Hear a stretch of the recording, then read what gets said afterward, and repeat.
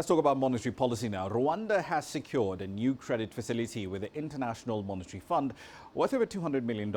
It's designed to help the country boost its depleted foreign currency reserves. Our Washington correspondent Daniel Ryntjes spoke with the IMF's mission chief for Rwanda, Laure Redifer, who said the country's economy, generally speaking, is in good shape. Well, in fact, it's doing very well. Growth last year was about 6.9%, and growth so far this year has been very high if we look at available indicators like cement imports and energy production. But it is a more challenging period. Like other countries, Rwanda is facing difficult global economic conditions. In Rwanda's case, mining exports were about a third of their export earnings in 2014. Last year, export earnings from mining dropped by half. At the same time, private remittances slowed because of developments in source countries, and private inflows were less than forecast because of tight global economic conditions. So how have they avoided the pitfalls of many other sub-Saharan African countries if they have so much of their earnings in commodities?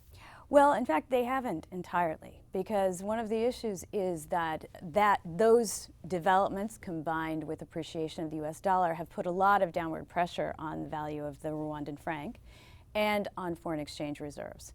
Foreign exchange reserves are still minimally adequate, but they're about half of what they were a few years ago. So it is an issue. But in fact, they have started to respond. So you've got a standby credit facility with the IMF of $204 million. Why not go to the private markets if your sort of credit worthiness on the international stage in the private markets is pretty good? Well, in fact, it actually is expensive to go to the markets. You have to think about, it takes marketing, it takes a lot of time, it's more expensive. And for what the authorities want, which is temporary support, to support their external adjustment program, it's a little bit overkill. Cheaper and easier. What will they use this money if they tap it for? Do you expect them to tap this money? Well, yes, I do, but I want to answer the question you haven't asked first, which is what are the authorities doing about these growing external imbalances? Yeah. One of the things that they're doing is letting the exchange rate adjust. The exchange rate depreciated by about 7.5% last year. It's done about 4% this year so far. But they're also looking into more cautious monetary policy to slow private credit growth, and also public spending restraint. And all that is to temper import demand a little bit.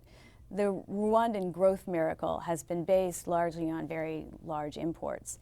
And they need to think about tempering those imports and thinking more. They're also thinking about export promotion and higher value exports, and import substitution, which simply means producing more locally of goods that they're currently importing. And so they're really pushing on all of those fronts at the same time. I do expect them to draw, and what they will do with it is basically bolster their reserve levels. As I mentioned, they're adequate right now, but minimally adequate, and less than they were a while ago, and less than we think is optimal. And having a cushion while they implement those adjustment policies helps bolster confidence and really help them implement policies and take the time they need to do it. So the big picture here for Rwanda is? The big picture is that they've been doing very well. They've had really high growth of around 7%, and we expect them to return to that after this rough patch that they're going through right now. They have a lot of, they've done very well on reducing poverty and all sort of living standard indicators.